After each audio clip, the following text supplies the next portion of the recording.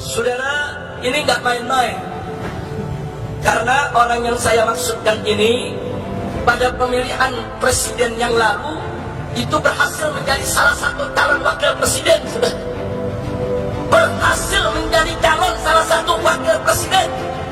Dan sekarang dia bikin partai sendiri.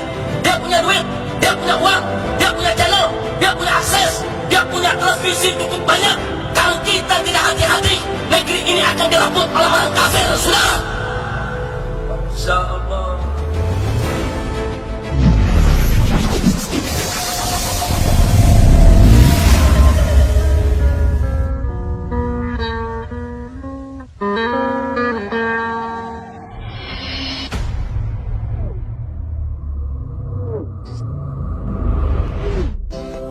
Berhasil menguasai ekonomi kita sampai saat ini dan berhasil menguasai media cetak maupun elektronik sampai saat ini. Mereka mulai berpikir untuk merebut politik dari tangan umat Islam. Saudara, waspada.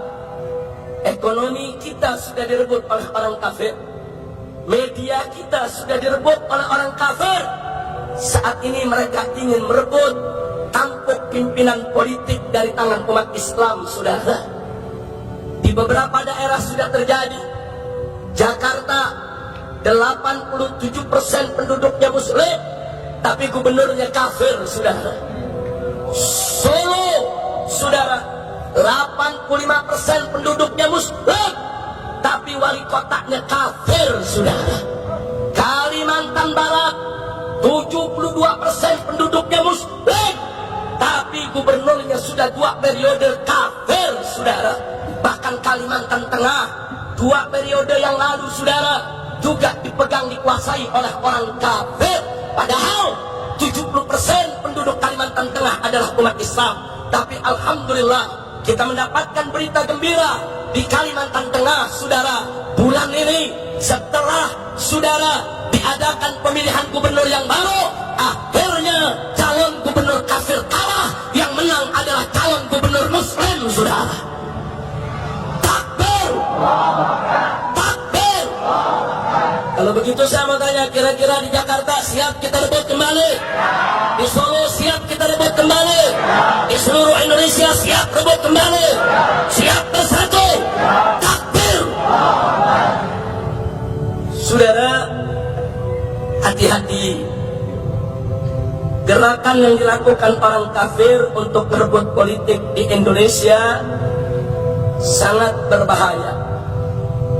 Saat ini mereka sudah mendirikan partai politik dan mereka punya belasan channel televisi, saudara. Dan mereka sudah mulai kampanye lewat televisinya, saudara. Bahkan mereka membuat baliho besar-besar di setiap kota, saudara. Foto si kafir ini ditampilkan, saudara, seolah seorang yang berkepribadian lembut, santun, cinta kepada rakyat, saudara. Hati-hati. Besok saat pemilihan presiden, saudara, orang ini akan mengajukan dirinya sebagai calon presiden. Duit dia punya, media dia punya, perusahaan dia punya, saudara. Hati-hati. Dari sekarang umat Islam wajib untuk merapatkan diri, untuk menyatukan segala potensi. Nggak boleh republik ini direbut oleh orang kafir. Betul? Siap jaga Indonesia, siap jaga NKRI, siap bersatu. Takbir. Saudara, ini nggak main-main.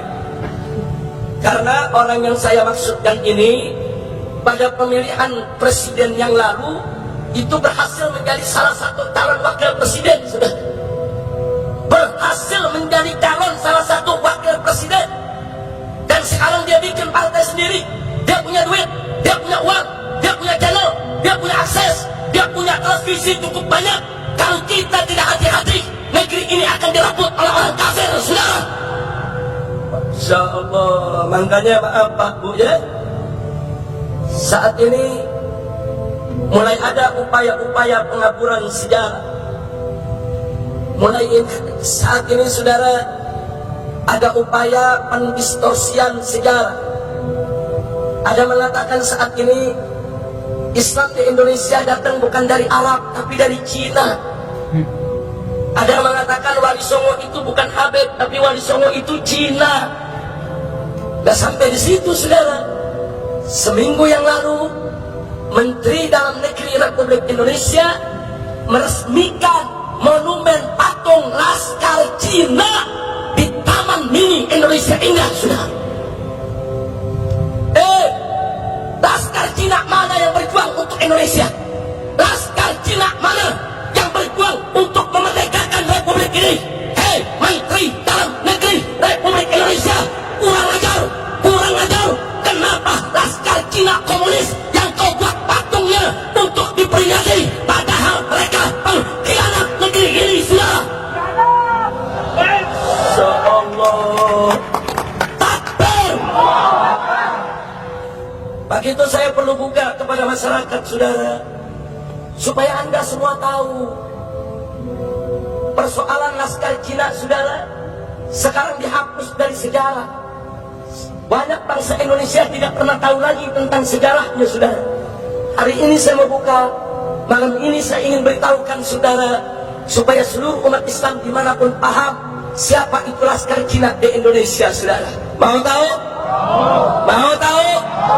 Betul, saudara. Dulu di zaman Belanda, di zaman penjajahan, Belanda memanjakan orang-orang Cina karena orang-orang Cina dianggap sahabat yang baik, yang tidak berontak kepada Belanda, saudara. Lalu Belanda merekrut, saudara, pemuda-pemuda Cina berhaluan kiri untuk dijadikan milisi bersenjata dan diberi nama Poh An Tui, saudara. Catat, Poh An Tui. Siapa itu Poh An Tui? Laskar Cina komunis yang dibesarkan oleh pemerintah penjajah Belanda, saudara. Apa kerja mereka? Kerja mereka, saudara, membantu Belanda untuk menarik upeti dari para petani, dari rakyat Indonesia, untuk memeras, untuk menekan, untuk menganiaya. Bahkan mereka lebih kejam daripada tentara Belanda, saudara. Berapa banyak orang Indonesia yang mereka perkosa? Berapa banyak orang Indonesia yang mereka bunuh? Berapa banyak orang Indonesia yang mereka cincang, saudara? Kurang ajar. Supaya tahu, ini namanya Poh An Tui, saudara. Kemudian mereka menyebar di mana-mana. Begitu Jepang datang, saudara, mereka bela Jepang. Begitu Jepang angkat kaki, saudara, mereka khianat. Mereka gabung dengan Liga bentukan Belanda, saudara. Kurang ajar. Anda tahu, begitu Bung Karno mengumumkan, memproklamirkan kemerdekaan Republik Indonesia tanggal 17 Agustus 1945, saudara, Laskar Cina komunis tidak terima. Mereka tidak setuju dengan kemerdekaan. Di Medan, Sumatera Utara, Laskar Cina komunis ngamuk. Mereka serbu perkampungan-perkampungan. Mereka bunuh rakyat Indonesia, saudara. Di Cilegon, di Tangerang, saudara, di Kerawang, mereka ngamuk. Termasuk di Bandung, mereka turun, mereka ngamuk, mereka bantai, mereka tangkepi para pejuang Indonesia, saudara. Kurang ajar. Saya mau tanya, kalau begitu Laskar Cina itu, saudara, pejuang atau pengkhianat? Pejuang atau pengkhianat? Pejuang atau pengkhianat? Dan kok pengkhianatnya dibikin monumen di Taman Mini? Apa, saudara? Siap rubun? Siap rubun? Kurang ajar, saudara. Orang-orang tua kita dulu, nenek-nenek bangsa Indonesia, diperkosa oleh Laskar Cina komunis, dibunuh, dicincang. Mereka kerja buat Belanda, saudara. Baik, berikutnya, saudara, berikutnya perlu Anda tahu. Anda pernah dengar nama Westerling, saudara? Jenderalnya, saudara, jenderalnya tentara daripada Belanda. Pernah dengar? Pernah dengar? Saudara, Westerling membantai 50.000 pemuda Makassar, saudara. Orang Bugis, orang Makassar, orang Mandar di Sulawesi Selatan, mereka kumpulkan, mereka bantai, saudara. 50.000 orang. Lalu apa yang terjadi? Mereka dikejar oleh para gerilyawan Republik Indonesia, para pejuang Indonesia, saudara, ketika itu. mengejar Westerling. Lalu apa yang terjadi? Westerling diamankan oleh Po Antui, laskar Cina komunis, saudara. Mereka bawa Westerling ke Bandung. Bahkan begitu sampai di Bandung, mereka masih sempat menculik para pejuang, membunuh para pejuang, saudara, bersama Westerling. Akhirnya dikejar oleh tentara di Jawa Barat, saudara. Mereka lari ke Jakarta, mereka sampai di Santel dan dibawa lari ke Singapura oleh Po Antui dengan kapal kecil Catalina, saudara. Po Antui menyelamatkan pembantai bangsa Indonesia. Kurang ajar. Insyaallah, ayo saya mau tanya, pejuang atau pengkhianat? Pahlawan atau bajingan?